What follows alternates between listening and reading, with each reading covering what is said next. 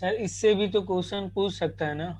बिल्कुल बेटा, हमने आपको बोला था सर नहीं, मैं सर तो आपको ये सर हम लोगों बोला। ने जो T11 दिया था उसमें तो SHM नहीं आया था। हाँ तो बता तो रहे हैं आप बेटा, पूरा आ रहा है क्योंकि अब एक हफ्ता मिल गया है ना, तो एसएचएम भी हो गया एंड बेटा आपका फ्लूइड वाला फ्लूइड भी पार्ट हो भी हो गया। गया एंड बेटा इलास्टिसिटी एंड बेटा surface tension. Yes sir. Work power energy. ठीक है, एसएचएम हो गया, इलास्टिसिटी, सरफेस टेंशन हो गया, ग्रेविटेशन हो गया बेटा। Work power energy and rotational. Yes sir. Work बिल्कुल पावर बेटा एनर्जी बिल्कुल, रोटेशनल। वर्क बाय एनर्जी आएगा, सेंटर ऑफ मास। रोटेशन आएगा रोटेशनल। और सेंटर ऑफ मास। हाँ वो centre of mass, centre of mass. Yes sir. Centre of mass, rigid body, पूरा ठीक। ये पूरा आ रहा है बेटा, कोई कंफ्यूजन नहीं होना चाहिए, अच्छे से पढ़िए बहुत अच्छे से। और इतना पूरा पोर्शन बेटा इसमें आ रहा है, और जहां तक उम्मीद है हमें लगता है काफी लोग तैयार भी कर चुके हैं। थर्मोडायनेमिक्स। हाँ थर्मोडायनेमिक्स भूल रहे हैं हम लोग, अभी मैं देख रहा हूँ सिलेबस मेरे सामने रखा हुआ है, एक टॉपिक आपका रह गया है थर्मोडायनेमिक्स, और कुछ रह तो नहीं गया, जरा आप भी देख लो एक बार। रेडिएशन छोड़ के सब आएगा ना? है बेटा, तो ये कंडक्शन और रेडिएशन को छोड़ के सब आएगा ना? कंडक्शन और रेडिएशन आपका छूट गया है ना, तो ये बेटा अभी सारे बैचेस में ये एक्चुअली डिलीटेड वाले में है। Carnot engine. तो सर हाँ जी बेटा, Carnot engine. Carnot engine.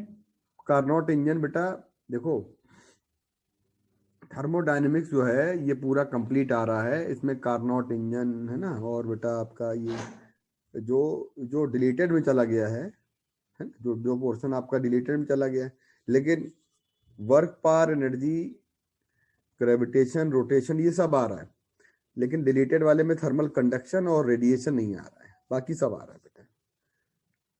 Carnot engine वाला टॉपिक है, तो चला भले ही गया हो डिलीटेड में, लेकिन एक फॉर्मूला है, पढ़ना सभी को है, मैंने बताया पढ़ना है ही, डिलीटेड वाला ही पढ़ना है बेटा।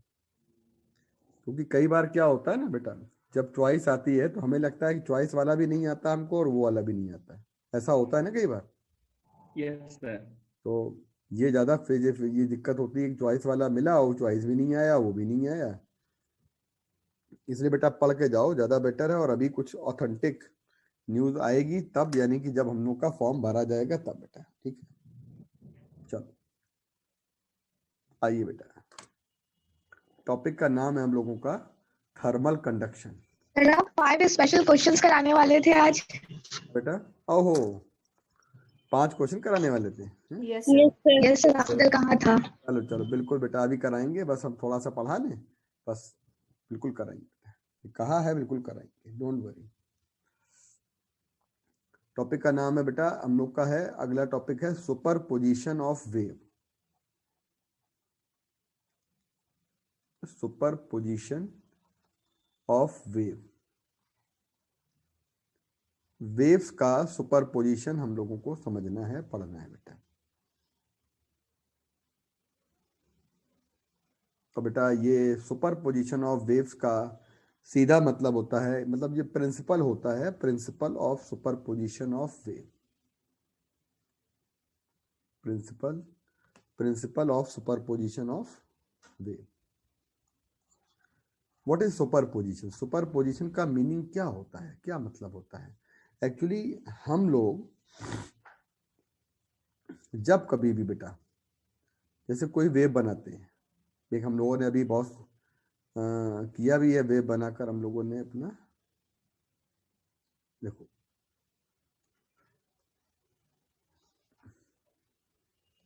ये हमारी बेटा एक वेव है, और ये वाली जो वेव है बेटा, ये वाली वेव आपकी किसी दूसरे वेव के साथ, मतलब दूसरी वेव के साथ ये वाली वेव आपकी मतलब मिक्स हो रही है, मिक्स हो रही है ना, ऐड हो रही है। जब ये दूसरे वाली वेव के साथ ये वाली वेव आपकी ऐड हो रही है बेटा, तो कैसे ऐड हो रही है इधर देखिए, क्या है तरीका ऐड होने का। ये वाली जो वेव है, या थोड़ा सा अंतर कर दो बेटा,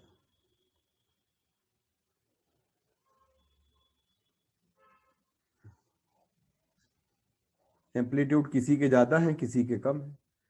ये वाली वेव है y1 और ये वाली वेव है y2, और ये दोनों वेव आपकी क्या हो रही हैं बेटा, ऐड हो रही हैं, मतलब एक दूसरे के ऊपर मतलब एक तरीके से ओवरलैप हो रही हैं। तो ओवरलैप का मतलब होता है, पहले तो इसका एक एग्जांपल समझ लो।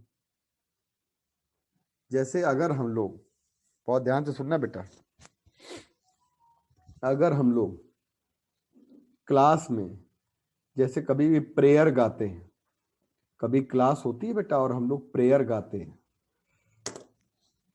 तो प्रेयर एक बच्चा प्रेयर जो है वो बोलता है ना। जैसे मान लीजिए, इतनी शक्ति हमें देना दाता, मन का विश्वास कमजोर होना।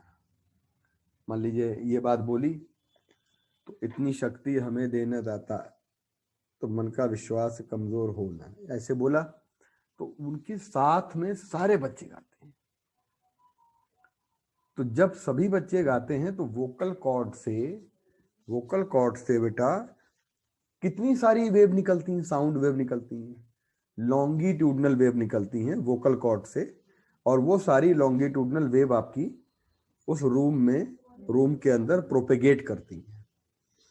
तो जब कभी कभी हम देखते हैं बेटा कि रूम के अंदर जब वेव प्रोपेगेट करती हैं, तो कभी कभी वो दोनों जो वेव होती हैं वो सेम फेज में मिलती हैं, तो बहुत ज्यादा एम्पलीट्यूड होता है, बहुत ज्यादा इंटेंसिटी होती है। जैसे किसी ने कह दिया लास्ट में, है ना, जैसे जय हो, तो अब वो जय हो बहुत तेजी से आ रहा है। या सभी के सुर जो होते हैं बेटा एक साथ अगर मिल जाते हैं सेम फेज में, तो एम्पलीट्यूड जो रिजल्टेंट मिलता है बेटा वो हमारा ऐड हो जाता है। तो एक लाउड नॉइस होती है, लाउड वॉइस बनती है बेटा। तो सही बात तो ये है कि किसी स्कूल के बाहर अगर किसी का घर है और अगर स्कूल में प्रेयर हो रही है, तो प्रेयर में जब सब बच्चे गाएंगे तो आई थिंक स्कूल में पता चल जाएगा कि बहुत सारे बच्चे हैं, मतलब मेनी स्टूडेंट्स गा रहे हैं और बहुत सारे बच्चे आपके क्या हो रहे हैं, ऐड साउंड को बोल रहे हैं, वो ऐड हो रही है साउंड। ऐसा लगता है कि स्टूडेंट्स की संख्या बहुत है, क्योंकि वो बेटा नंबर ऑफ वेव्स आपकी प्लस में आ रही है, लाउड वॉइस बन रही, लाउडनेस बढ़ रही है, इंटेंसिटी ज्यादा हो रही है। तो इंटेंसिटी का बढ़ना ये बताता है कि मेनी वेव्स ऐड हो गई।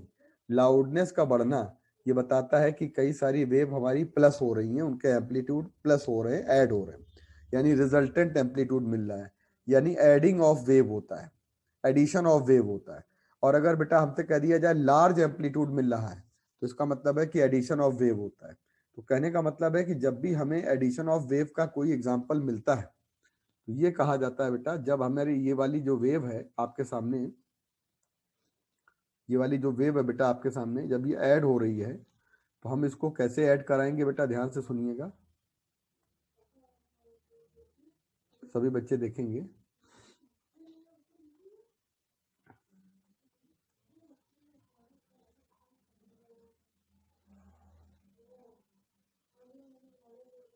कैसे बेटा इसको हम ऐड कराएंगे बेटा, ध्यान से सुनिएगा, है ना।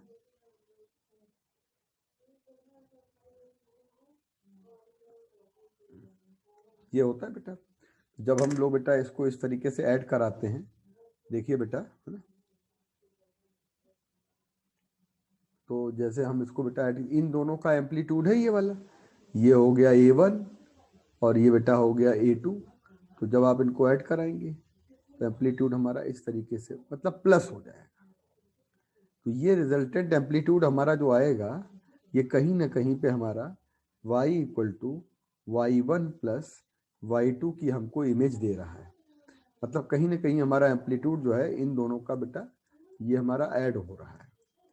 तो ये जो हमने ऐड करके दिखाया है आपको, कि y1 प्लस y2 मिलकर हमारी जो रिजल्टेंट वेव जा रही है वो नेट वेव हमारी आती है कि ओवरलैपिंग करने के बाद y नेट इक्वल टू आता है y1 प्लस y2 और एंड सो ऑन।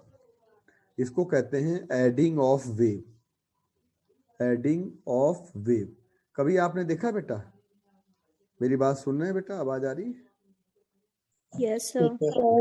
कभी आपने देखा होगा कि क्लास में कई सारे बच्चे जब प्रेयर गाते हैं, और जब प्रेयर गाते हैं तो बॉयज और गर्ल्स सब बोलते हैं, सभी लोग बोलते हैं, तो सभी लोग प्रेयर गाते हैं।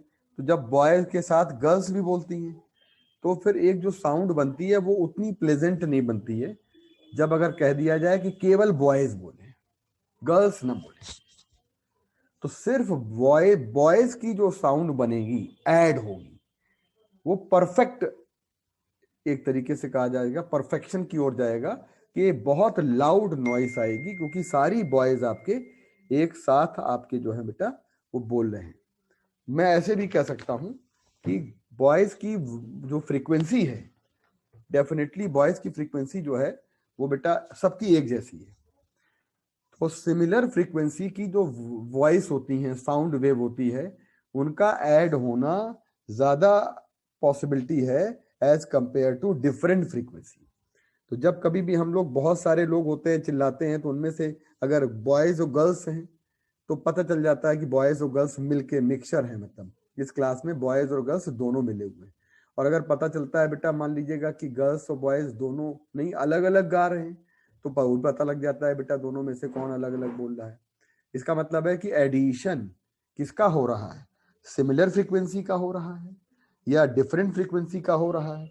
ये हम लोगों को देखना है कि एडिशन इसमें किस वेव का हो रहा है, राइट। तो जरा देखिएगा बेटा, इस बात को समझने की कोशिश करिएगा कि सुपर पोजिशन का एक और एग्जांपल मैं आपके सामने बता रहा हूं। जैसे आपके घर के आसपास या मार्केट में कोई भी शोरूम होता है, जब आप जाते हो देखते हो शोरूम है बेटा, और शोरूम आपको जब भी दिख रहा है आप वहां पे जाएंगे तो वो जो लाइट जलाते हैं अपने शोरूम में बेटा, जब शोरूम में बच्चे लोग नहीं लाइट जलाते हैं, तो देखा होगा मोबाइल का शोरूम है या कहीं लैपटॉप का शोरूम है, आजकल बड़े बड़े बड़े मतलब भव्य शोरूम बनने लगे हैं जहाँ पे लाइट इफेक्ट बहुत अच्छा आता है। तो बेटा जैसे ही शोरूम हमारा जब एंट्री करेंगे तो सब तरफ वाइट वाइट लाइट जल रही होती है। तो अगर हम अपने घर में, मैं लाइट वेव की बात कर रहा हूँ, अभी मैं साउंड वेव की बात कर रहा था, अब मैं लाइट वेव की बात कर रहा हूँ।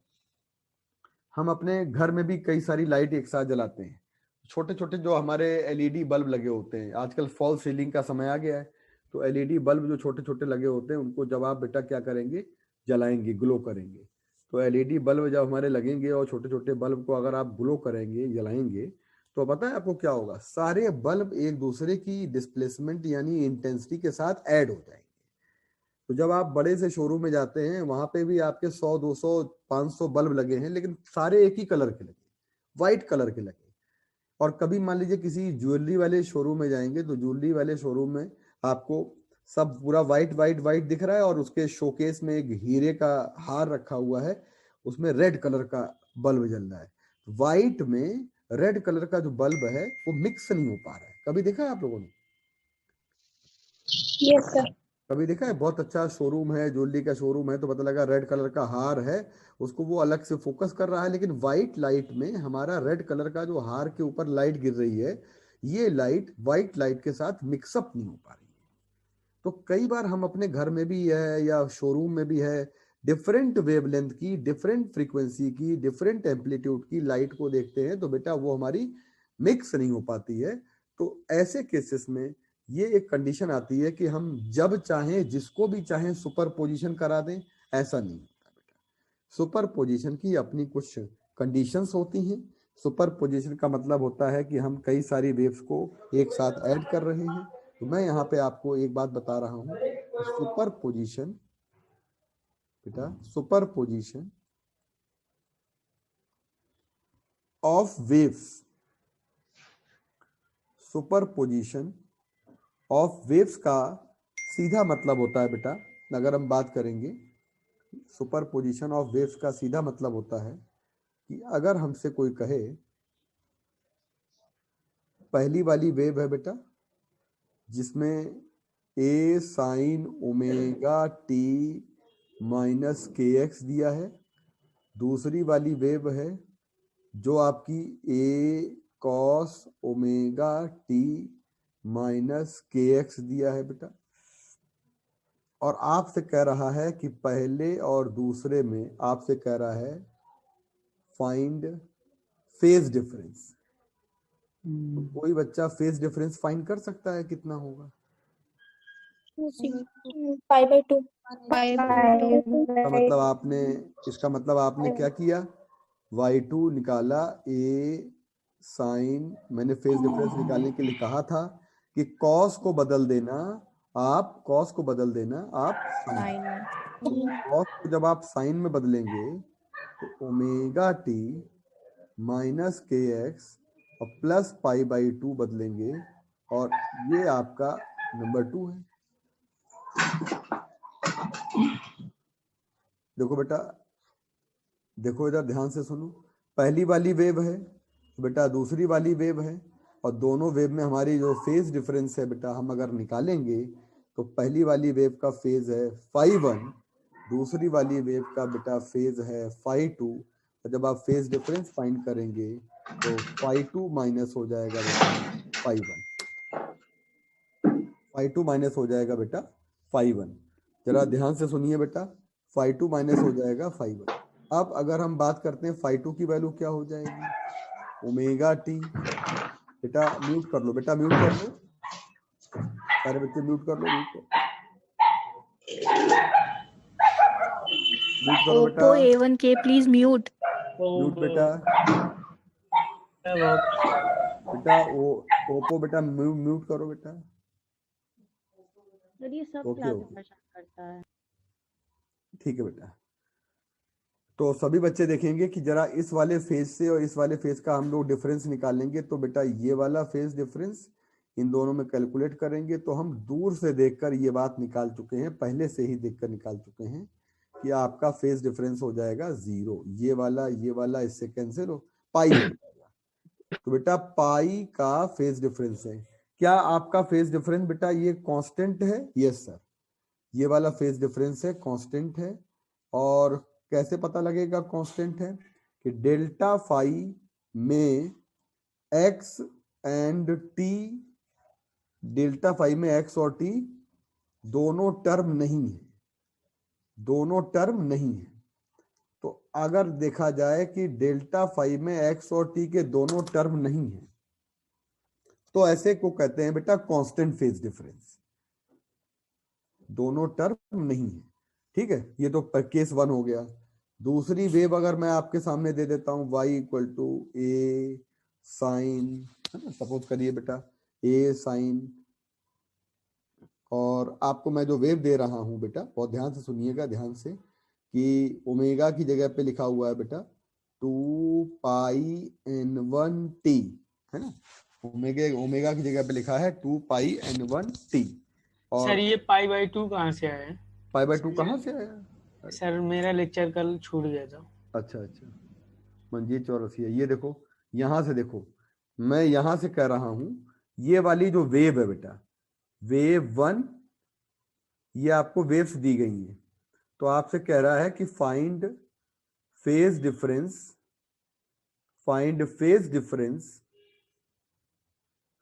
Between two waves.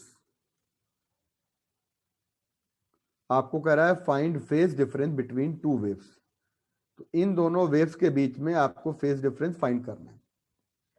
तो कैसे फाइंड करेंगे आप इन दोनों टू वेव्स के बीच में फेज डिफरेंस? भाई पहली वाली वेव की इक्वेशन देखो, पहली वाली वेव की इक्वेशन आपको पता है बेटा, y = a sine omega T minus K X. दूसरी वाली वेव की इक्वेशन देखो, दूसरी वाली वेव की इक्वेशन बेटा आपको यहाँ पर दिया हुआ है cos omega T minus K x.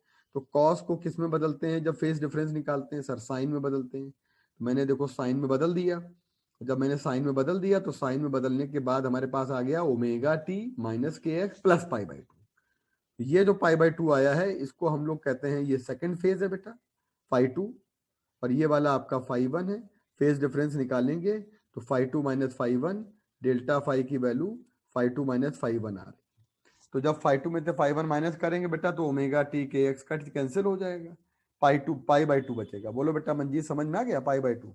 Yes sir I. अच्छा, अब ये जो पाई बाई टू आया है इसमें न तो आपका मतलब एक तरीके से देखा जाए न तो इसमें आपका x है और ना आपका t है। अगर दूसरी एक वेव हम आपको दे देते हैं y is equal to omega T minus K X दे देते हैं, है ना। हम मान लीजिए ये a1 है और एक दूसरी वेव है आपकी y इक्वल टू a2 और साइन फिर से वही दिया है omega T minus K X. तो आपसे बताइए दोनों में फेज डिफरेंस कितना है? अरे सर दोनों का फेज निकालेंगे तो दोनों का फेज आपका आ जाएगा, देखो करो अंडरलाइन, ये वाला फेज है सेम है, सेम है ना, कट जाएगा। तो दे आर जीरो इन आएगा। Same phase. सेम फेज का मतलब होता है बेटा, हम ये बात कह सकते हैं कि फेज डिफरेंस की वैल्यू क्या हो जाती जीरो। है? जीरो हो जाती है। फेज डिफरेंस की वैल्यू क्या हो जाती है बेटा? जीरो हो जाती है। तो जीरो जो होता है बेटा, जीरो भी अपने आप में कांस्टेंट होता है ना, जीरो भी अपने आप में कांस्टेंट होता है। यहां पर भी हम कहते हैं phase difference. Now phase difference is delta phi is independent, delta phi is independent of X and T. Delta phi आपका एक्स और टी पे डिपेंड नहीं करता है। इसका मतलब हो गया डेल्टा फाई हमारा जब जब एक्स और टी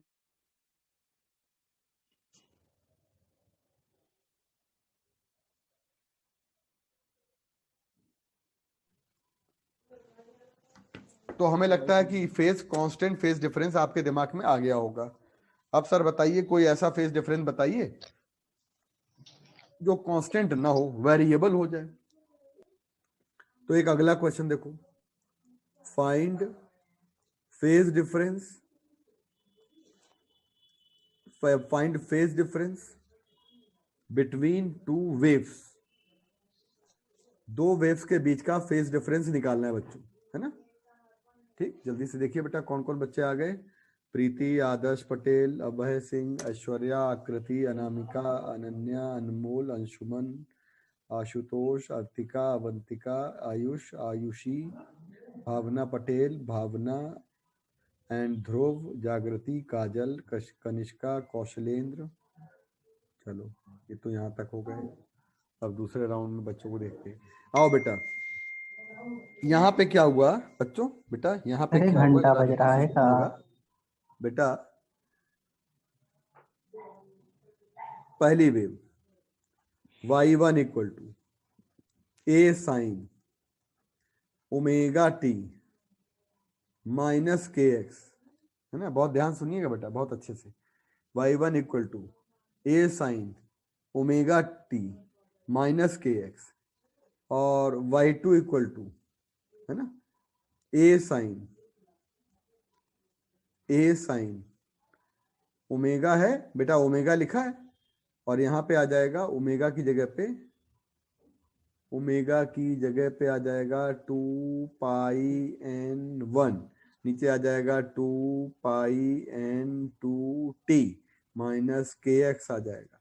जरा बताइए पहली वाली वेव और दूसरी वाली वेव में क्या है फेज डिफरेंस? फाइंड करिए, फाइंड फेज डिफरेंस। तो सर देखिए भाई, ये आ जाएगा आपका फाई 1, ये आ जाएगा आपका फाई 2, तो phi 1 N2 minus minus N1। Phi 2, हाँ जी बेटा N2 है, N2 1 minus N2 2 हाँ pi जी, 2 minus पाई N2 N1 minus N1। T minus K x minus 2 पाई N2 T plus K x. हाँ प्लस के एक्स। तो बेटा क्या करेंगे, ये क्या हो जाएगा, एक्स का टर्म कैंसिल हो जाएगा। Now you have delta phi equal to 2 pi N1 माइनस N2 कॉमन ले लो और ये टी आ जाएगा, आ जाएगा। आप बताइए क्या फेज डिफरेंस हमारा टाइम पे डिपेंड करता है या पोजीशन एक्स पे डिपेंड करता है? Phase difference depends on time, not on x. X का मतलब जानते हो बेटा, एक्स का मतलब क्या होता है? पोजीशन। तो यहाँ पे फेज डिफरेंस हमारा किस पे डिपेंड करता है? Not on x. एक्स का मतलब हो गया पोजीशन। फेज डिफरेंस हमारा पोजीशन पे डिपेंड नहीं करता है, फेज डिफरेंस हमारा बेटा टाइम पर डिपेंड करता है। तो क्या ये दोनों वेव समझ में आ रही, कौन कौन सी दोनों वेव है, समझ में आया बेटा किस तरह की दोनों वेव हैं? ये बात Yes, आप sir. सभी बच्चे कर सकते हैं। हाँ, Yes, sir. इसी तरह से एक तीसरा बेटा वेव है आपकी, थर्ड नंबर वेव है, थर्ड वाला जल्दी से स्क्रीनशॉट ले लो बेटा इसका, जल्दी से बता दिए, स्क्रीनशॉट ले लीजिए। चलिए बेटा आ जाइए, ये देखिएगा, यहां से आते हैं बच्चों, ये आते हैं हम लोग। अगला क्वेश्चन है find the phase difference, find the phase difference between two waves, है ना। आप देखते हैं कितने बच्चे जरा इसका आंसर देते हैं, चेक करते हैं बेटा, है ना। तो देखो बेटा, find the phase difference between two waves, पहली वेव दी गई है बच्चों y1 equal to a sine omega T minus K X, दूसरी वेव दी गई है y2 equal to a sine omega T plus K X. First equation है, सेकेंड इक्वेशन है, सर 0 -2 बहुत आराम से जीरो चलिए। आएगा जीरो है। सर 2k जीरो अरे चेक तो करो। -2k माइनस का माइनस 2 के सर माइनस 2 के एक्स माइनस 2 के एक्स आएगा सर माइनस 5 1 2 आ के गया, 5 2 आ गया, 5 2 माइनस 5 1 करेंगे, डेल्टा 5 आ जाएगा, 5 2 की वैल्यू आ जाएगी omega T plus K x minus 5 1 की वैल्यू आ जाएगी ओमेगा टी। कुल मिलाकर ये वाली वैल्यू क्या हो गई, कैंसिल हो गई, और ये वाली वैल्यू क्या हो गई 2kx। ठीक है, तो डेल्टा 5 की वैल्यू आ जाएगी 2kx। तो नाउ हम क्या कह सकते हैं, फेज डिफरेंस, नाउ इसमें कोई फेज जरूरत डिफरेंस, और इसमें तो 5 1 माइनस 5 2 कर रहे थे आप। माइनस में नहीं आएगा क्या? सर माइनस में नहीं आएगा क्या? अरे सुनो तो भाई, आपने 5 2 अगर माइनस आप में से कोई बच्चा 5 1 माइनस 5 2 कर रहा है, तब माइनस के 2 के सर आपने 5 2 माइनस 5 1 किया था भी। कोई बात, हाँ यस सर कोई बात नहीं। अगर आप में से कोई बच्चा इसको कर रहा है तो भी कोई दिक्कत तो नहीं है, माइनस में आएगा तो कोई दिक्कत नहीं है। डेल्टा 5 की वैल्यू, पहली बात माइनस तो 2 के ये एक्स आप समझ लेंगे सभी बच्चे कि फेज डिफरेंस जो होता है ये कभी भी ये आपका नेगेटिव नहीं होता है, ये समझ Yes. लीजिए, कभी भी नेगेटिव या पॉजिटिव नहीं होता है। क्योंकि बेटा अगर हम आपसे कहें कि आपके और हमारे बीच में नंबर ऑफ पोजीशन पेन, लिखा है आप नंबर ऑफ पेन का पॉजिटिव, हाँ, नंबर ऑफ पेन का डिफरेंस बताइए। तो नंबर ऑफ पेन का डिफरेंस अगर हमारे आपके बीच में कहा जाएगा तो कभी ये नहीं होगा कि नंबर ऑफ पेन हमारे आपके बीच में नेगेटिव में डिफरेंस, यानी हमारे आपके बीच में एक बात तो पक्का है कि जो पेन की संख्या है, वो पेन की संख्या में कभी ये नहीं होगा कि हमारे आपके बीच में -5 पेन का अंतर है। भाई आप अपने पेन गिन लो और हम अपने पेन गिन लें, आपके पास मान लीजिए 15 पेन है और हमारे पास मान लीजिए 16 पेन है, एक पेन का अंतर आ गया। तो ये इस तरह की पॉसिबिलिटी तो हो सकती है, लेकिन कभी अगर ये कह दिया जाए कि हमारे आपके बीच में -2 पेन का अंतर है भाई, तो ये बात ऑथेंटिक नहीं। ठीक है, Yes. चल सर बेटा, सर हाँ बताओ। सर ये तो समझ में आया कि निगेटिव नहीं होगा, लेकिन अगर 1 लेंगे तो वो तो पॉजिटिव में है ना, पॉजिटिव वाला नहीं समझ आ रहा। मतलब सर अभी आप बोल रहे आप ना यहाँ कि पे बेटा, फेज आप यहाँ पे डिफरेंस जो पहली होगा बात वो तो माइनस निगेटिव का में साइन नहीं लोगे।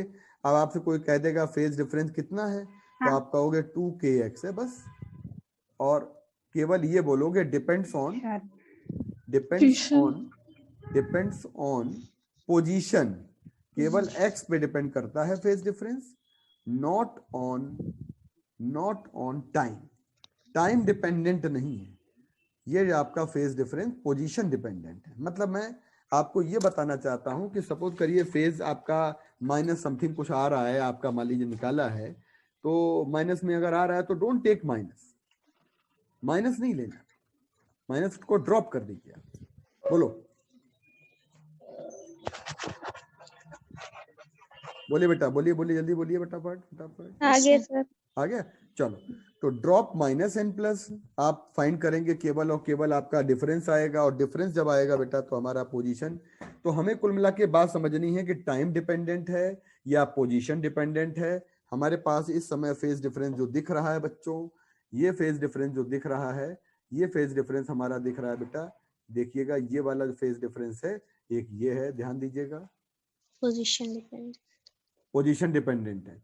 Yes sir. और अगर हम ऊपर वाली बात करते हैं तो ये वाला हमारा फेज डिफरेंस बेटा जो है वो हमारा बेटा आपका कैसा है, डेफिनेटली टाइम डिपेंडेंट है। इसको हम लोग कहेंगे ये टाइम पे डिपेंड करता है बच्चों, है।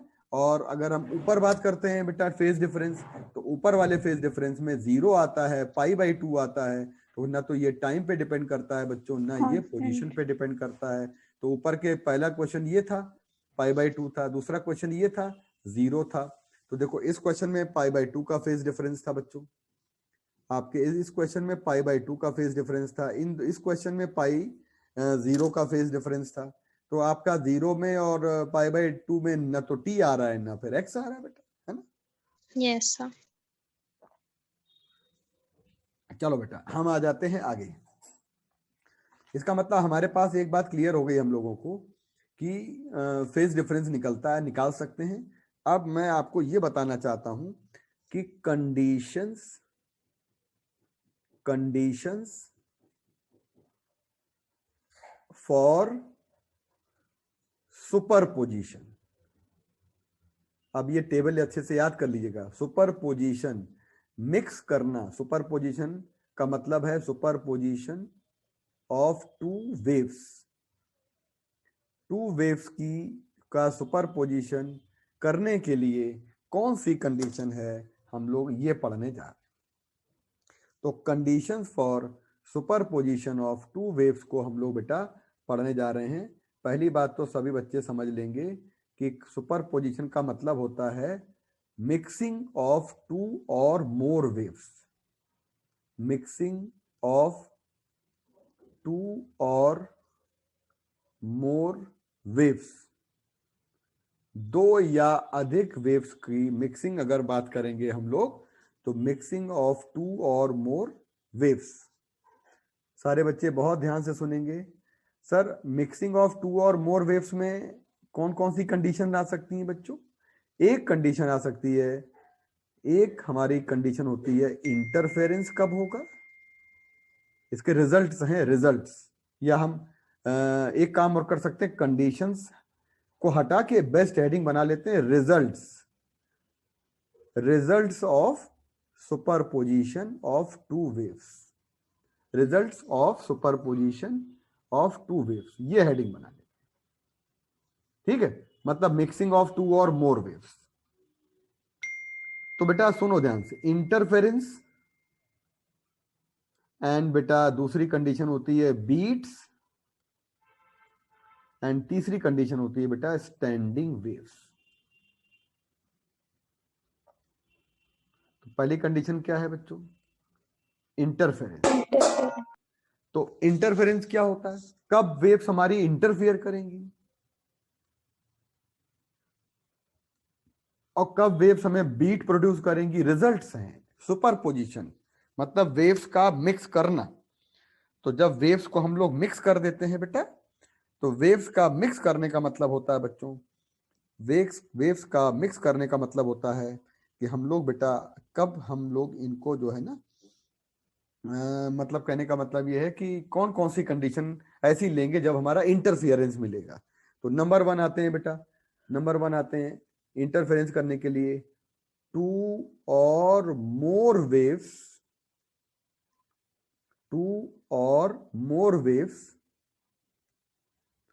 इन टू और मोर वेव्स इन सेम डायरेक्शन। जब आपकी दोनों वेव सेम डायरेक्शन में प्रोपेगेट करेंगी। जैसे प्रार्थना प्रेयर हम गा रहे थे तो एक ही डायरेक्शन में हम प्रेयर गा रहे थे, तो हमारी जो प्रेयर थी बेटा वो सेम डायरेक्शन में थी। हम सब मुंह इधर करके प्रेयर गा रहे थे, इतनी शक्ति हमें दे न दाता, मन का विश्वास कमजोर हो न, ऐसे गा रहे हैं। सारी वेव्स हमारी इधर चल रही है, सारे बच्चों की वेव्स हमारी इधर। तो पहली कंडीशन हो जाएगी कि इंटरफेरेंस के लिए हमारी बेटा सारी वेव्स की डायरेक्शन सेम होनी चाहिए। और यहां पर भी सेम कंडीशन है, 2 और मोर वेव्स, 2 या अधिक वेव्स इन सेम डायरेक्शन। 2 या अधिक वेव्स आपकी क्या होनी चाहिए बेटा, सेम डायरेक्शन में होनी चाहिए। 2 या अधिक वेव्स आपकी जो होनी चाहिए बेटा वो सेम डायरेक्शन में होनी चाहिए। तो बच्चों सेम डायरेक्शन में 2 या अधिक वेव्स जब आपकी आती हैं, ध्यान से सुनिएगा कि हम किस तरीके से 2 या अधिक वेव्स को सेम डायरेक्शन में ले सकते हैं। ठीक है, इतना क्लियर हो गया? तो Yes, 2 sir. या अधिक वेव्स को हम सेम डायरेक्शन में लेते हैं बेटा, है ना। सारे बच्चे बहुत ध्यान से सुनिए, बहुत बेटा अच्छे से समझिए। अगर हम लोग 2 या अधिक वेव्स को लेते हैं डिफरेंट डायरेक्शन में, मतलब ऑपोजिट डायरेक्शन में लेते हैं, ये देखिएगा ये वाली line, 2 waves must be in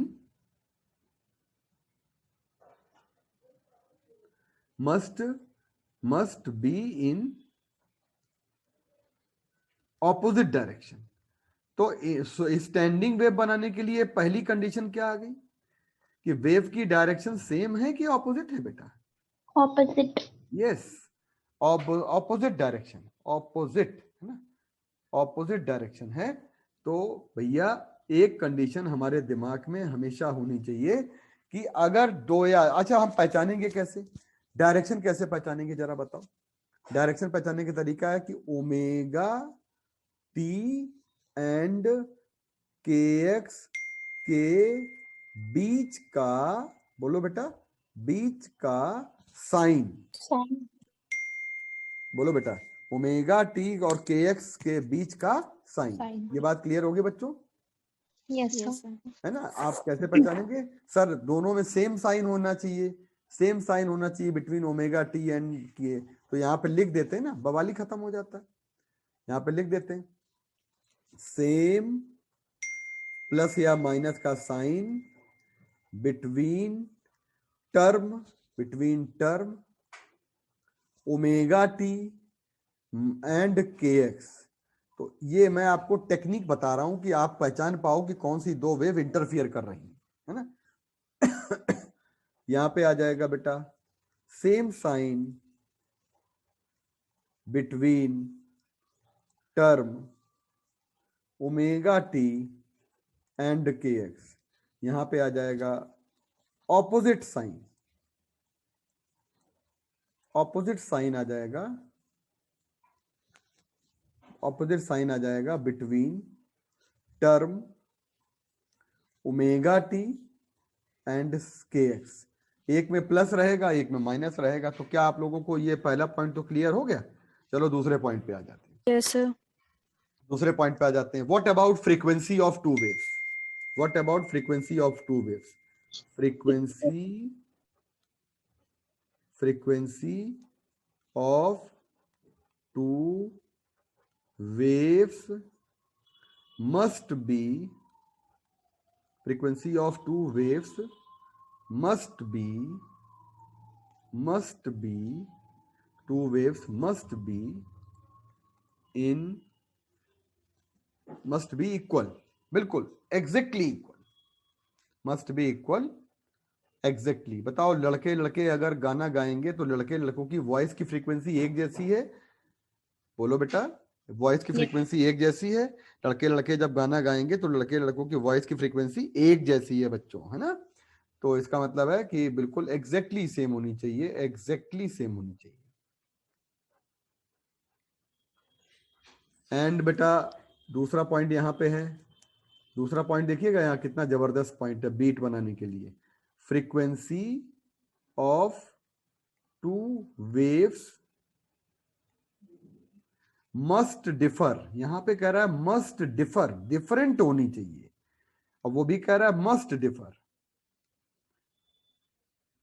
by up to 10, मतलब डिफरेंस हो, लेकिन ये डिफरेंस कितने तक चलेगा? Up to 10 hertz. तो सर एक बात बताइए, एक आपका ट्यूनिंग फॉर्क है, अब वेव का एक बढ़िया चैप्टर स्टार्ट हो रहा है बेटा, इंटरफेरेंस, फिर वेव का बढ़िया चैप्टर स्टार्ट हो रहा है बेटा, है ना। एक कह दिया जाता है बेटा आपका बेटा अगला चैप्टर हमारा स्टार्ट हो रहा है बीट्स का, अगला चैप्टर स्टैंडिंग वेव्स का है। तो ये कब हमारी वेव्स बीट बनाएंगी? दो ट्यूनिंग फॉर्क कब बीट्स देंगे? जब दोनों के बीच की फ्रीक्वेंसी का डिफरेंस 10 से ज्यादा, 10 हर्ट्ज होगा। साफ साफ है, नॉट मोर देन 10। कह रहा difference must be up to 10, not more than 10। मैं लिख देता हूं, not more than 10, not more. ये बात याद रहेगी, मोर वाली याद रहेगी बेटा। चलो Yes, sir. तीसरा पॉइंट, दूसरा पॉइंट इसका स्टैंडिंग वेव का देखो। सर यहाँ पे बताओ कि फ्रीक्वेंसी का क्या अंतर होना चाहिए? स्टैंडिंग वेव में फ्रीक्वेंसी का क्या मतलब होना चाहिए? व्हाट इज द मतलब meaning of phase frequency in standing wave? बेटा आपको पता है स्टैंडिंग वेव कैसे बनती है? सितार देखा? कितने बच्चों ने सितार देखा बेटा? सबने देखा है सितार? सबने देखा सितार बेटा? Yes, sir. गुड। तो बेटा सितार देखा है, सितार में देखो वायर जो होते हैं, वायर, एक वायर को खींचेंगे तो एक वायर हमारी एक वेव ले जाएगा, फिर वो पलट के नीचे से लाएगा। तो हमेशा सितार में, गिटार में, है ना बेटा, 2 वेव्स होती हैं, और वो आपकी कैसे चलती हैं? ऑपोजिट डायरेक्शन में चलती हैं। तो जरा मैं 1 मिनट के लिए आप लोगों को मैं ये बता दूं, 1 मिनट के लिए मैं आप लोगों को ये बता दूं सितार और गिटार में क्या होता है बेटा। 1 मिनट के लिए मैं आपको बता दूं, जो स्टैंडिंग वेव होती है ना बेटा, तो स्टैंडिंग वेव में एक बात यहाँ पे समझ लीजिए आप कि सितार और गिटार में क्या होता है बच्चों। सितार एंड गिटार में सबसे पहले देखिएगा बेटा, ये देखिएगा सितार गिटार में क्या होता है। आइए, ये बेटा आपकी वेव चलती है। तो सितार में क्या होता है बेटा, एक वेव आपकी इधर से इधर जाती है ना, और फिर दूसरी वाली वेव आपकी क्या होती है बेटा, यहाँ से पलट के आती है। तो जब यहाँ से पलट के आती है तो ये वाली वेव आपकी ऑपोजिट डायरेक्शन में चलती है। ये जाने वाली वेव है सितार वाली, और ये आने वाली वेव है, और दोनों कहाँ पे मिलती हैं? इन दोनों पॉइंट पे मिल जाती हैं। तो बताओ, दो वेव हमारी ऑपोजिट डायरेक्शन वाली हैं बेटा कि सेम डायरेक्शन वाली हैं? जरा बताओ। Opposite direction. अच्छा, अपोजिट अच्छा डायरेक्शन। एक बात समझ लीजिएगा बेटा, एक बात समझ लीजिएगा सभी बच्चे, जरा थोड़ा दिमाग लगाइएगा थोड़ा सा, क्योंकि मैं आगे का एडवांस चीज पढ़ा रहा हूँ बेटा। जरा बताइएगा कि ये वाली जो वेव जा रही है इंसिडेंट वेव, और ये वाली वेव हमारी सितार की डोरी से रिफ्लेक्ट होकर जा रही है, ये रिफ्लेक्टेड वेव है। सर आवाज कट रहा है हमारे यहाँ। अरे आवाज, हेलो हेलो हेलो हेलो, मेरी आवाज? हाँ आवाज सही है सर। सही है सर। सही है सर। थे पहले भी। अरे भाई आवाज आ रहा है कि नहीं आ रहा है बच्चों? एकदम क्लियर है सर। सर आ रही है। आ रही है, आ रही है। क्लियर है सर। हाँ हाँ चलो ठीक है, कोई बात बेटा, कहीं कहीं पे हो जाता है बेटा, है ना। तो हिंदुस्तान है, हिंदुस्तान में नाना प्रकार के बेटा जगह हैं, तो वहां पे बेटा नेटवर्क जो है उतना तंगड़ा है नहीं।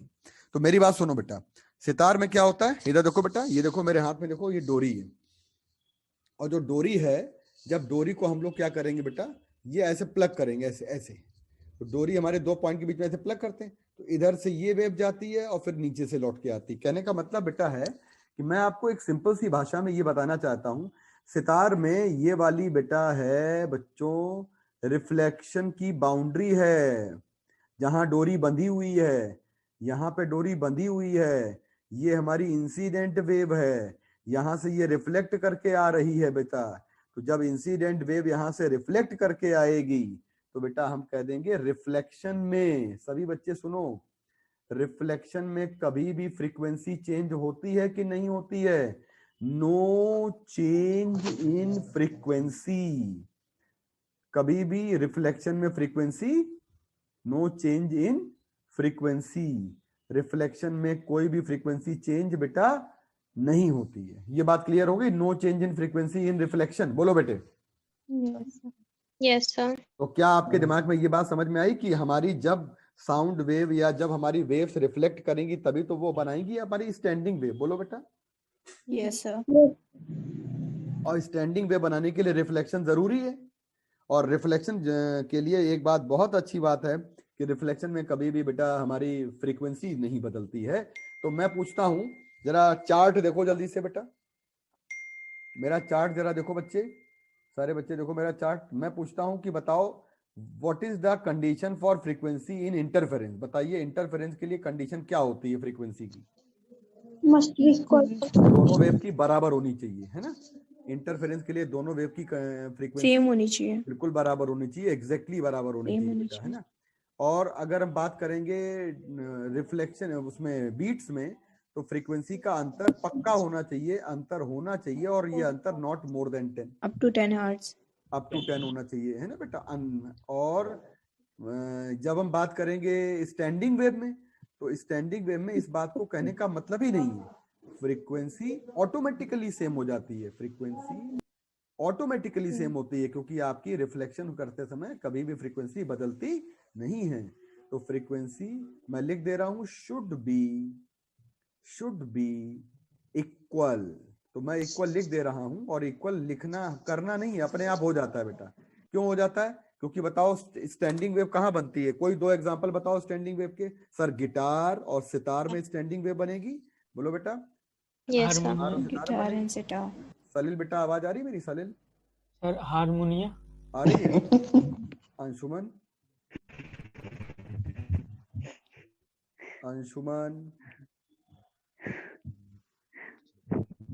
अंशुमन का नेटवर्क कमजोर है। खुशी एकदम भरपूर नेटवर्क। हाँ हाँ। अनमोल बेटा,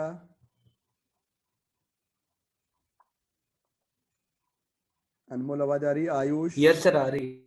ध्रुव? सर आ रही है सर। ओके, मैं सारे बॉयज से बात करना चाह रहा हूँ। शशांक?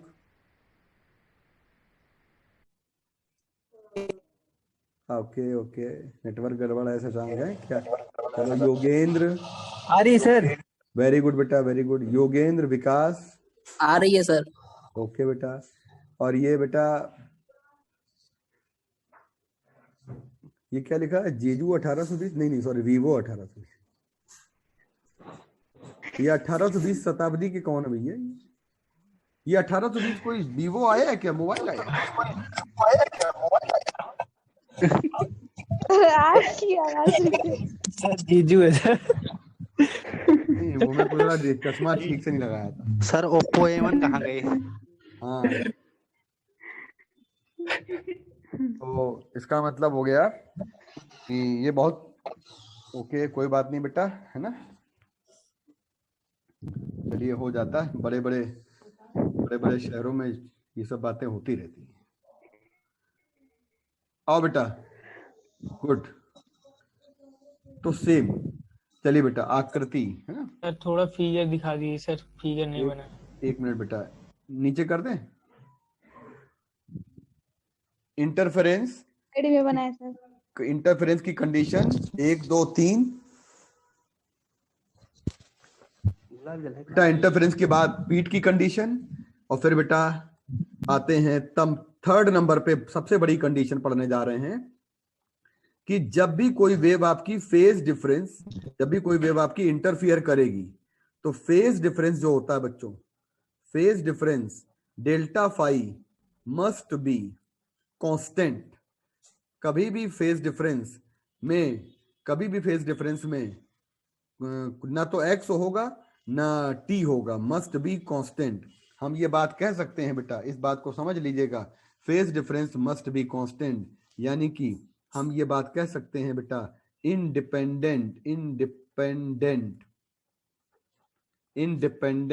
ऑफ कहते हैं बेटा, इसको कहते हैं बेटा independent of X and T.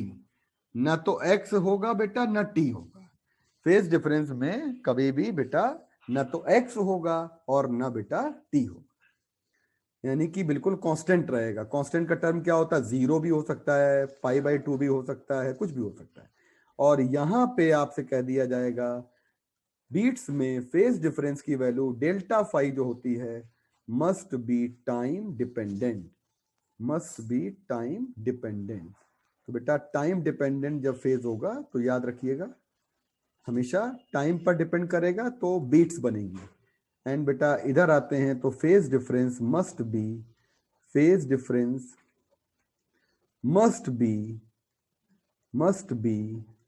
इसको कहते हैं पोजीशन डिपेंडेंट, यानी कि किस पे डिपेंड करेगा बेटा, पोजीशन पे डिपेंड करेगा। पोजीशन डिपेंडेंट कहा जाता है बच्चों, पोजीशन डिपेंडेंट कहते हैं इसको, यानी कि ये कहते हैं depends on x. Phase difference आपका एक्स पे डिपेंड करता है बेटा, और यहाँ पे फेज डिफरेंस आपका डिपेंड्स ऑन टी, यहाँ पे फेज डिफरेंस आपका टी पे डिपेंड करता है बच्चों, और यहाँ पे कहते हैं depends on independent of X and T. तो क्या ये पिक्चर आप लोगों को क्लियर हो गई कि फेज डिफरेंस हमारा किन किन चीजों पे डिपेंड करेगा? सर ये एक्स पे डिपेंड करेगा, ये आपका टी पे डिपेंड करेगा, और ये आपका बेटा ना तो एक्स पे करेगा और ना टी पे करेगा। पक्का याद कर लो, स्क्रीनशॉट ले लो बेटा जल्दी से इसको। तो conditions for interfering two waves. Sir जो स्टैंडिंग वेव फिगर बनाए थे वो थोड़ा कर दिए। स्टैंडिंग वेव का फिगर हम आपको अभी दिखाते हैं, पहले इसका स्क्रीनशॉट ले लीजिए, फिर हम आपको स्टैंडिंग वेव का फिगर भी दे देते हैं। कंडीशन पढ़ रहे हैं, ये वो कंडीशंस हैं जिन कंडीशन में हमारी बेटा वेव्स हमारी क्या बनाती हैं, ये हमारी इंटरफेरेंस दे सकती हैं। ये हमारी वेव्स जो होती हैं ये हमारी बेटा इंटरफेरेंस के साथ साथ बीट्स दे सकती हैं। ये वाली वेव हमारी बेटा, ये वाली वेव हमारी क्या दे सकती हैं, स्टैंडिंग वेव दे सकती हैं। These waves will give standing waves। तो मुझे लगता है कि सभी बच्चे इतना तो काम कर लेंगे, कोई दिक्कत नहीं होगी, आराम से कर लेंगे बेटा। ठीक, अब जरा ये देखिएगा बेटा, इसका देखिए यहाँ पे बेटा, ये देखिए ये डायग्राम है, और स्टैंडिंग वेव में हमेशा रिफ्लेक्शन होता है बेटा, और जब रिफ्लेक्शन होता है तो रिफ्लेक्शन के समय पे कभी भी फ्रीक्वेंसी बदलती नहीं है बच्चों। रिफ्लेक्शन के समय पे कभी भी फ्रीक्वेंसी बदलती नहीं है। चलो बेटा, तो ये बात हम लोगों की यहाँ पे समझ में हम लोगों को आ गई। ठीक, अच्छा जरा ऊपर मैं आपको एक बात बताना चाहता हूँ, जो मैंने आपको 2-3 एग्जांपल किए थे वो फालतू में नहीं किए थे, उनके पीछे कंडीशन है। देखो, कोई बच्चा बताए ये वाली दोनों वेव, कोई बच्चा बताए ये वाली दोनों वेव नंबर 1 नंबर 2, ये दोनों वेव आपकी क्या दे सकती हैं बताओ? ये वाली दोनों वेव की फ्रीक्वेंसी सेम है कि डिफरेंट है? सेम है सर ओमेगा सेम है, सेम ओमेगा सेम है। बताओ अच्छा, इनकी वेवलेंथ की कोई कंडीशन बताई थी सर आपने, है ना? बताओ बेटा, एक्स के और टी के बीच का साइन प्लस माइनस है कि नहीं बच्चों? बेटो इसका मतलब ऑपोजिट डायरेक्शन में आ रही है कि नहीं आ रही है? इसका मतलब बताओ कि ऑपोजिट डायरेक्शन में जब आ रही है तो स्टैंडिंग वेव ने जवाब दिया, आकृति ने जवाब दिया, बिल्कुल सही बेटा। वेव्स हमारी अपोजिट डायरेक्शन में आएंगी, वेव्स हमारी बेटा क्या करेंगी? तो मैं इनका आपको एग्जांपल और दे रहा हूँ, ठीक इसी के नीचे। जस्ट मैंने अभी कहा भी था आपसे कि पहली wave y1 equal to a sine देखो बेटा omega T minus K X आएगा। दूसरी वेव आपकी होगी a साइन या कॉस कह सकते हैं बेटा इसको हम लोग, और ये वाली आपकी वेव हो जाएगी बेटा, इसको कहेंगे a cos omega T. Good बेटा, स्टैंडिंग वेव होगी बेटा। तो सभी बच्चे ये बेटा इंटरफेरेंस वाली वेव का एग्जांपल पढ़ लो। बताओ, इंटरफेरेंस वाली वेव का एग्जांपल पढ़ लो। सेम डायरेक्शन है, यस सर। माइनस माइनस का साइन है, यस सर। अच्छा बताइए, जब हमारी वेव हमारी बीट प्रोड्यूस करेंगी तो y1 y2 a sine omega है ना बेटा, omega 1 t minus K x, बेटा ये आ जाएगा a साइन ओमेगा 2 t और माइनस के एक्स आ जाएगा बेटा। तो ये वाली दोनों वेव क्या करेंगी आपकी? पक्का है कि ये वाली दोनों वेव आपकी बेटा बीट प्रोड्यूस करेंगी, क्योंकि ओमेगा 1 एंड ओमेगा 2 ये बताता है कि डिफरेंट है बेटा। ओमेगा 1 और ओमेगा 2 आर डिफरेंट। इसको बेटा कहते हैं कि omega 1 and omega 2 are different. ये बात बेटा पक्का क्लियर हो गई, डिफरेंट होती है। ओमेगा का मतलब क्या होता है? फ्रीक्वेंसी होती है बेटा, है ना। अच्छा बेटा दोनों वेव देखो, ये वाली वेव देखो ए साइन ओमेगा टी, है ना, माइनस के एक्स है। बेटा दूसरी वेव आपकी क्या है? ए sine omega T plus K X है प्यारे बच्चों, प्लस के एक्स है। तो इसका मतलब ये बताओ डायरेक्शन सेम है कि ऑपोजिट है बेटा? ऑपोजिट है। इसका मतलब जब डायरेक्शन हमारी ये ऑपोजिट हो जाएगी बेटा, तो जब डायरेक्शन हमारी ऑपोजिट हो जाएगी तो ऑपोजिट डायरेक्शन में हमारी दोनों वेव्स क्या करेंगी बच्चों? ये स्टैंडिंग वेव बनाएंगी। तो क्या हम लोग स्टैंडिंग वेव तक पहुंच गए हैं? बिल्कुल सर पहुंच गए हैं Yes, स्टैंडिंग sir. वेव तक, है ना। तो बेटा ये बताइए, अब मुझे एक ब्रीफली बता दीजिए कि कोई बच्चा ये कह सकता है सर आपने 1 2 3 कंडीशन लिखी, टाइप करके बताना sir what is the condition for amplitude. What about amplitude? कोई भी एम्पलीट्यूड की वेव हमारी सुपरपोजिशन कर जाएगी। एम्पलीट्यूड सेम होना चाहिए। सर एम्पलीट्यूड सेम होना चाहिए। अब जरा देखते हैं कितने बच्चे टाइप करते हैं, जरा टाइप करके आंसर दीजिए, मुझे याद रहेगा कि क्या आपने टाइप किया बच्चों।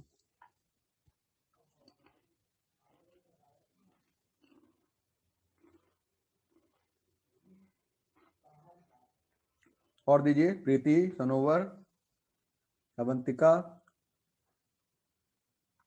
Amplitude same, amplitude same same same same आ रहा है, कहीं ऐसा ना हो कि सेम सेम हो जाए।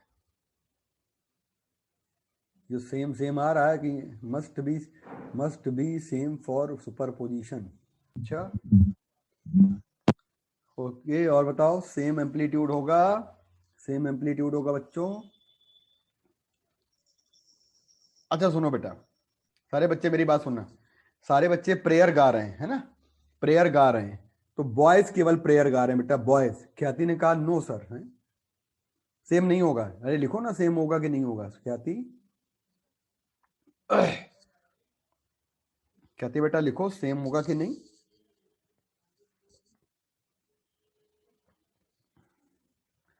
ओके नहीं होगा सेम। देखो बेटा, बेटा मेरे प्यारे बच्चों सुनो, सुनो बेटा ध्यान से। सुपरपोजिशन कौन सी वेव करेगी? सुपरपोजिशन,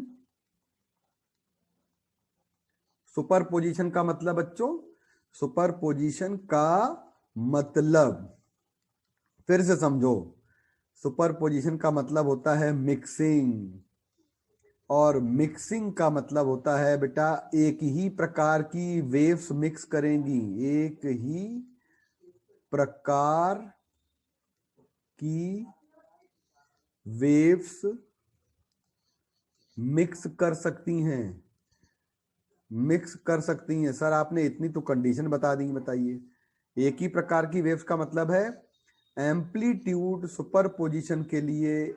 एम्पलीट्यूड ये जो हम पढ़ने जा रहे हैं, फिनोमिना ऑफ सुपरपोजिशन, है ना, phenomena of superposition, principle of superposition भी कह सकते हैं। सुपरपोजिशन का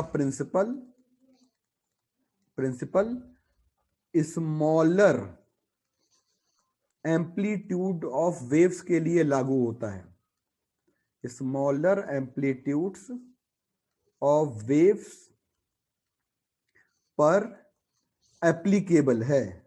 अगर कोई बच्चा कह दे sir laser wave, 2 laser light ले ले हम लोग, लेजर वेव के लिए क्या एप्लीकेबल होगा? नहीं होगा। क्यों नहीं होगा? क्योंकि सर लेजर वेव के लिए नहीं एप्लीकेबल होगा, नॉट फॉर लार्ज एम्पलीट्यूड। पहली कंडीशन हो गई कि एम्पलीट्यूड बेटा दोनों वेव का बड़ा नहीं होना चाहिए, not for large amplitude just like laser wave. तो पहली कंडीशन सुन लो बेटा। दूसरी कंडीशन है बेटा, दूसरी कंडीशन क्या है बेटा? दूसरी कंडीशन ये है कि वेव्स में मैंने अभी क्लियर नहीं किया है, मैंने अभी ये कहा है कि दोनों वेव का एम्पलीट्यूड बड़ा नहीं होना चाहिए। तो अब एम्पलीट्यूड बड़ा तो नहीं होना चाहिए, अगली बात amplitude of 2 waves if equal, अगर इक्वल होगा then it is the best condition, it is the best condition of superposition. Superposition की ये सर्वोत्तम कंडीशन होती है। सुनो सुनो बेटा, सबसे बढ़िया एग्जांपल सुनो, सबसे बढ़िया एग्जांपल सुनो बेटा। तो इतनी शक्ति हमें दे न दाता, ये हम भी बोल रहे हैं, आप भी बोलेंगे, गर्ल्स भी बोलेंगी, गर्ल्स की एनर्जी बदल जाएगी। अगर बॉयज बोलेंगे तो इतनी शक्ति हमें दे न दाता, तो मतलब बॉयज की एक एम्पलीट्यूड है, एक लाउडनेस है, बराबर है। तो ये मिक्स हो जाती है साउंड। सारे बॉयज बोलेंगे तो मिक्सिंग पॉसिबल है और अच्छी मिक्सिंग होती है। अगर बराबर मिक्सिंग हो, बराबर एम्पलीट्यूड हो जाए तो बेस्ट मिक्सिंग है। आप जरा एक बात बताना बेटा, मान लीजिए आपके घर में बल्ब लगा हुआ है, एक बल्ब थोड़ा सा धीमे धीमे जल रहा है, एक बल्ब 0 वॉट का है। बेटा शोरूम गए हो कभी? एक बल्ब आपका 0 वॉट का है, एक बल्ब आपका 0 वॉट का है, और एक बल्ब आपका बहुत तेज वॉट का है, और हैं दोनों व्हाइट। तो क्या कभी दोनों की मिक्सिंग हो सकती है? नहीं सर। 0 वॉट वाले की बल्ब की लाइट बहुत धीमे होगी, और वो जो 100 वॉट के और 200 वॉट के बल्ब की लाइट बहुत तेज होगी। तो एम्पलीट्यूड जो है वेव्स का, अगर पहली बात तो दो वेव्स का एम्पलीट्यूड बहुत डिफरेंट नहीं होना चाहिए, बड़ा बड़ा नहीं होना चाहिए, और अगर दोनों का वेव का एम्पलीट्यूड बिल्कुल सेम है तो ये बेस्ट कंडीशन है। तो क्या लिखा है ख्याति ने? हो भी सकता है और नहीं भी हो सकता है। हाँ, मतलब हो भी सकता है एम्पलीट्यूड बराबर, और अगर हो सकता है तो बेस्ट कंडीशन होती है। तो क्या सारे बच्चों को जरा बाई बाई टाइप कर दीजिए, ये बिल्कुल क्लियर हो गया है कि एम्पलीट्यूड आपका हमेशा कैसा होना चाहिए? मस्ट बी इक्वल, और अगर इक्वल नहीं है तो बहुत बड़ा डिफरेंस नहीं होना चाहिए। गुड बेटा, गुड बेटा, very very good, very good बेटा, वेरी गुड आयुष, बिल्कुल सही बेटा। मतलब आप ये मान के चलो, एम्पलीट्यूड जब कभी लेंगे तो कोई भी दो वेव का एम्पलीट्यूड का वेरिएशन बहुत बड़ा नहीं होना चाहिए, साधारण एम्पलीट्यूड की वेव होनी चाहिए। अच्छा सर सुनो बेटा, हेलो हेलो हेलो, आवाज आ रही है बच्चों? बच्चों आ रही है सर। अरे सुनो, अच्छा अब देखो बहुत बढ़िया एग्जांपल बता रहे हैं। एक बगल में आपके स्पीकर लगा हुआ है, एक बगल में स्पीकर लगा हुआ है, स्पीकर पे, लाउड स्पीकर पे नहीं प्रेयर होती है, इतनी शक्ति हमें देना दाता, मतलब बड़े बड़े तेज चिल्ला रहा है, बड़ी तेज लाउड वॉइस है। लाउड स्पीकर पे गाना बज रहा है, प्रेयर बज रही है, और एक बगल में हम खड़े हैं, मिश्रा सर खड़े हैं, आप खड़े हो, बॉयज हैं, हम लोग अपना 2 लोग खड़े हैं, गाना गा रहे हैं। तो हम लोग की आवाज पब्लिक सुनेगी कि लाउड स्पीकर की सुनेगी? लाउड स्पीकर की। तो लाउड स्पीकर की सुनेगी, तो लाउड स्पीकर में हमारी वॉइस मिक्स तो नहीं हो पाई बेटा।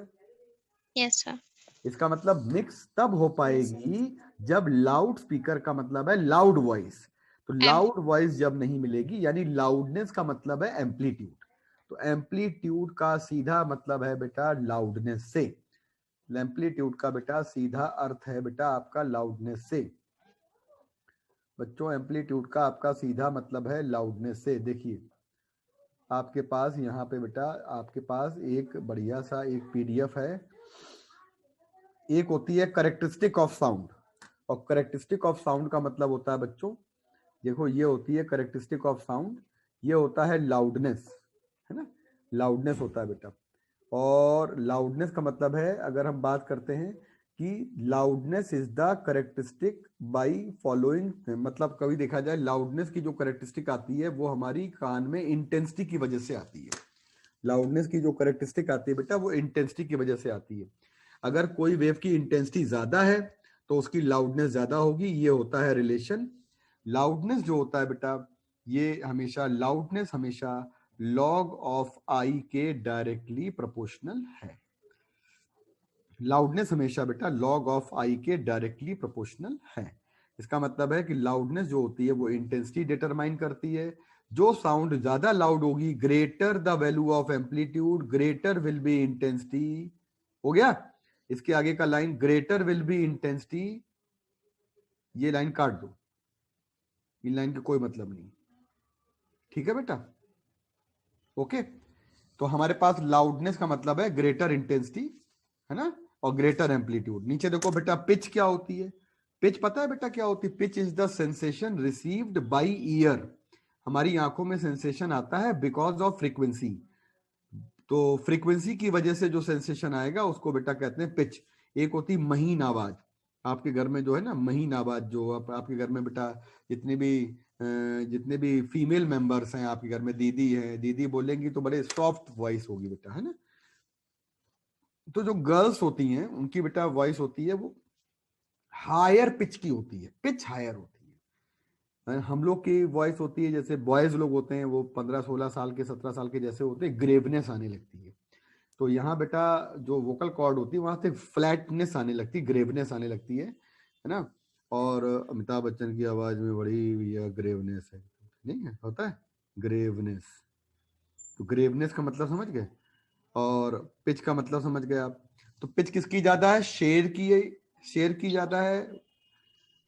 बताओ शेर की आवाज की ज्यादा है या मॉस्किटो की पिच ज्यादा है बेटा? सर मॉस्किटो की पिच ज्यादा है। मॉस्किटो की। हाँ, और शेर की पिच बेटा कम है, फ्रीक्वेंसी कम है। फीमेल वॉइस की पिच बेटा बच्चों क्या है? ज्यादा है, और मेल वॉइस की पिच बेटा कम। हाँ बेटा, शशांक तुम्हारी आवाज नहीं आ रही बच्चे। Yes sir. हाँ ओके ओके, तुम कुछ बोलना, तुम्हारा माइक ऑन हुआ था, मुझे लगा बोलना चाह रहे हो। एक लास्ट बेटा प्रॉपर्टी है, इसको कहते हैं बेटा क्वालिटी या टिम्बर। तो टिम्बर जो होता है बेटा, इसको कहते हैं sensation received by ear due to wave form. मतलब वेव फॉर्म समझ लो, sensation received by ear due to wave form. Wave form का मतलब क्या होता है यार? ये वेव फॉर्म क्या होता है सर? वेव का शेप। जैसे मान लीजिए मैंने आपको फोन किया या आपने मुझको फोन किया है, मैं बढ़िया मूड में बैठा हूं, मैं अच्छे से हेलो हेलो, और जैसे मान लीजिए आपने मुझे फोन किया और मैं गुस्से में बैठा हूँ, हाँ हेलो, जल्दी बोलो हेलो। अंतर हुआ कि नहीं हुआ? हैं आप? हाँ, मतलब होता है ना, अंतर होता है इसके। एक तो हेलो कहने का टोन बदल गया है ना। तो इसमें देखो लिखा है now a wave depends upon overtone, quality, sound depends upon tone. का मतलब जानते हो? आज वो आए थे, हमारे अंकल आए थे, बहुत गड़बड़ टोन में बात करके गए, टोन बदल दिया। टोन मतलब उन्होंने टोन बदल दिया, मतलब वो बहुत, या तो मतलब बहुत गुस्से में है या बहुत, तो मतलब टोन बदल दिया है ना। एक बात और है बेटा, क्वालिटी एक ऐसी क्वालिटी जो होती है बेटा, ये टिम्बर होता है, ये ऐसी क्वालिटी होती है बेटा जो हर व्यक्ति की विशेष होती है। जैसे आप लोग हॉस्टल्स में हैं, कुछ बच्चे है ना, आप अपने हॉस्टल्स में हो, अपने घर में फोन करो, तो घर में जब फोन करोगे तो आपकी कभी कभी बेटा दीदी उठा लेती है, और दीदी जब उठाती है फोन, बड़ी दीदी उठाती है, तो बड़ी दीदी की आवाज और मम्मी की आवाज एक ही जैसी हो गई है।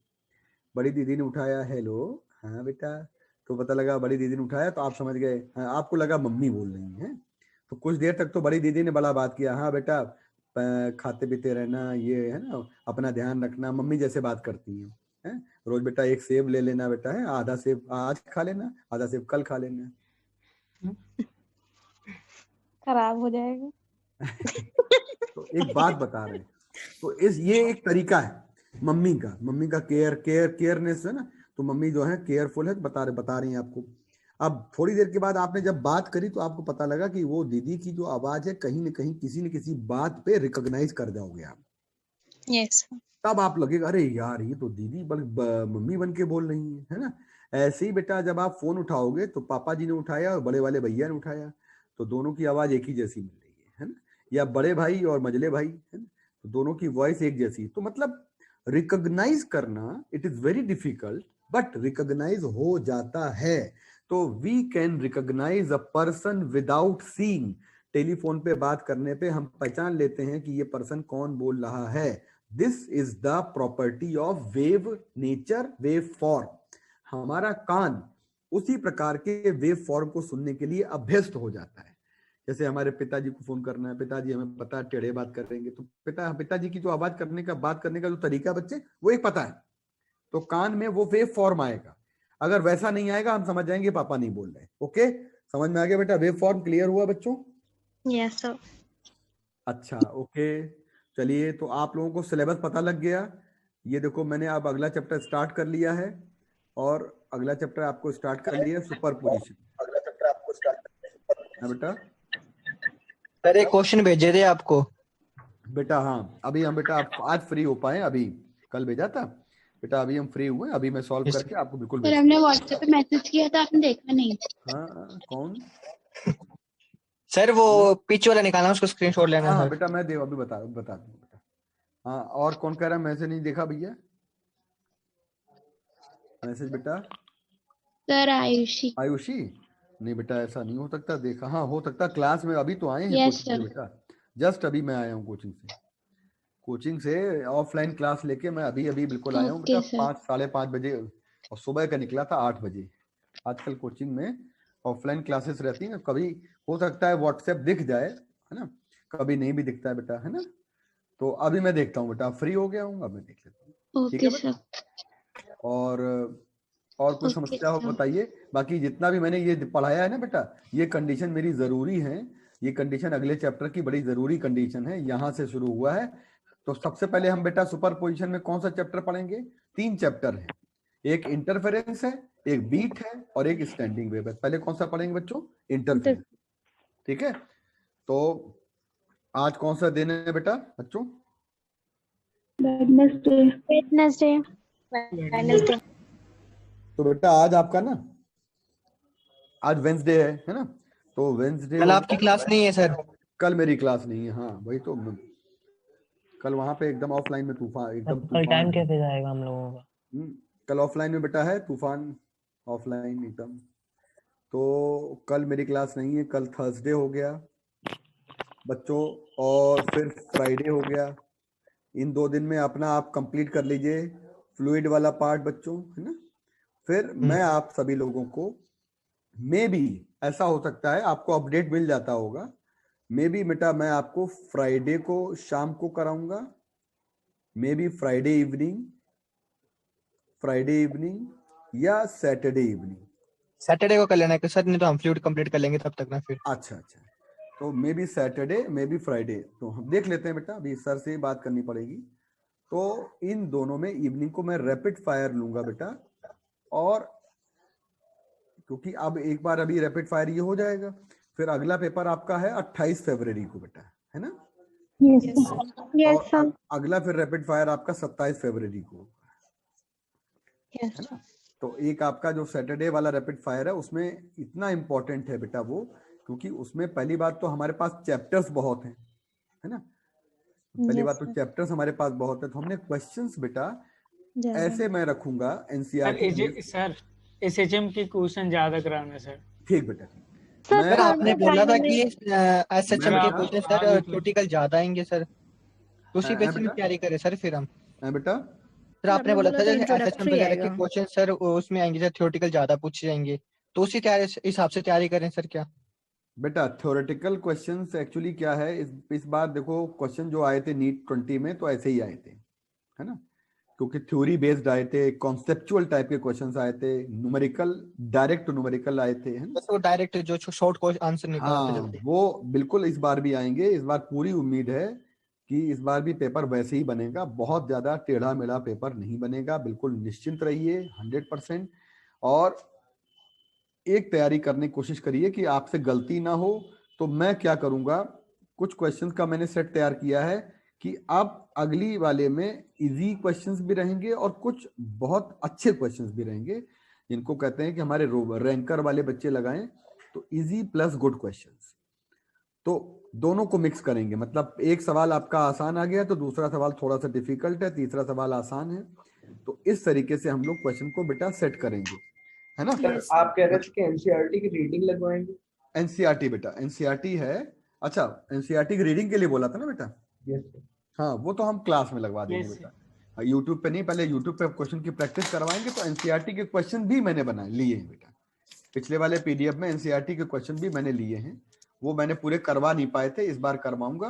प्लस साथ ही साथ आपको कुछ अच्छे क्वेश्चन करवाएंगे, जो क्लास क्वेश्चन होते हैं, जिनको आप करो तो थोड़ा कुछ गलतियां वगैरह होती बेटा, है ना। इस बार सर पूरा कराइएगा, हाँ बेटा, इस बार पूरा कराइएगा।